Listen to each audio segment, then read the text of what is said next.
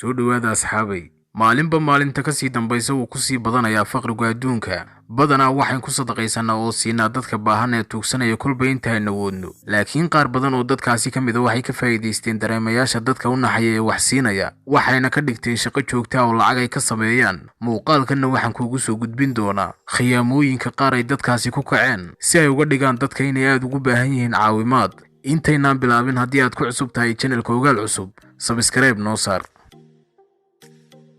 tuugsada ka soo jeeda waddanka China marka koobaad ee aad ninkan aragto dhab ahaantii waad ka naxaysaa waxaana laga yaabaa inaad u murugooto oo aad siiso waxaad gacanta ku haysaba laakiin xaalkiisu sidaa uu ka duwan yahay mid ka mid ah dadka sida joogtada u mara wadadan ayaa ka shakiyay ninkan arrinkiisa wuxuuna go'aansaday inuu dabagalo ninkan wuxuuna arkay wax ka yaabiyay maalintii labaad ayuu sidii caadada u ahayd ninkii tuugsanayay yimi goobtiisii isagoo ninkii dabagalayayna uu ku sugayay isla goobtii wuxuu bilaabay ninkii inuu si xoog uga siibo surwaalka bilowgii dadku waxay u maleynayeen inuu duleysanayo ninkan miskiinka uu ku jeesjeesayo laakiin markii dambe xaalkiisu uu isbedelay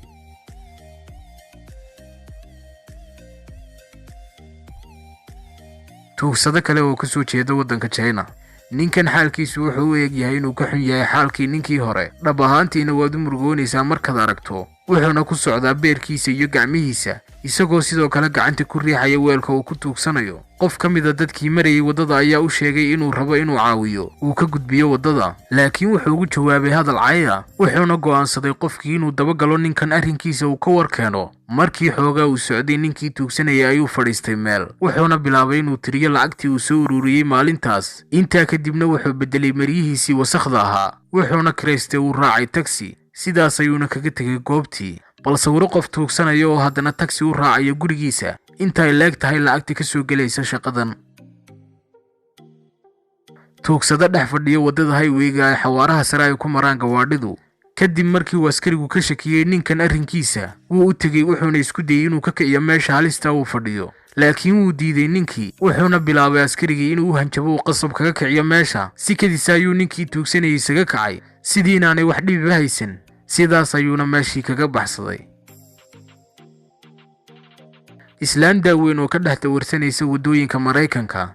dhab ahaantii in lagu magacaabo duq ama islaan way khaldan tahay waana idin caddayn doonaa gabadhan tuugsanaysa waxay sheeganaysay inuu kaga dhacay xanuun lafdhabarta xanuunkaas oo ka dhigay inay socon kari weydo iyadoo aan wadan ulaha dadka naafada ay ku socdaan laakiin nin wariye ah ayaa ka shakiyay arrinkeeda wuxuuna go'aansaday inuu daaha ka qaado sirteeda gabadhani waxay ka hor dawarsan jirtay kaliya meelaha ay degan yihiin dadka hantiilayaasha iyo suuqyada waaweyn saacado yaryar gudaheedna waxa ka buuxsameeyay weelka ay sidato lacag ninkan wariye ah ayaa go'aansaday inuu dabagalo habeen wuxuuna daaha ka qaaday in habeen walba ay fuusho gaadhi kuna tagto gurigeeda laakiin marka ay gabadhani fuusho gaadhiga ma ka soo degtay iyadoo ah siday ku fuushay haddan yara sharaxno gabadhan waxay ahayd mid adeegsatay gaadhiga maalin walba subaxii waxay ku dhex bedelaysay maryaheeda oo ay isugu ekaysiinaysay duq habeenkiina waxay ku dhex bedelaysay maryaheeda waxayna iska dhigaysay siday ahayd markii hore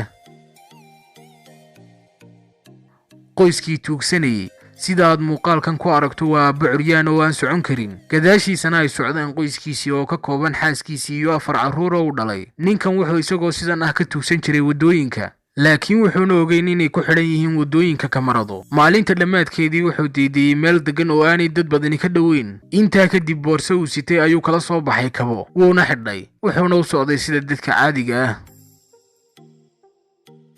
dawarsade ka soo jeeda waqooyiga waddanka Afrika marka la eego wuxuu samaynayo ninkani waxa la odhan karaa waa atooraha ugu wanaagsan ee Afrika jooga wuxuu istaagayaa isagoo caafimaad qaba wadada dhinaceeda wuxuuna sugayaa ilaa inta ay ka casaanayso ishaaradu marka ay casaato si kadis ayuu isugu gadinayaa socodkiisu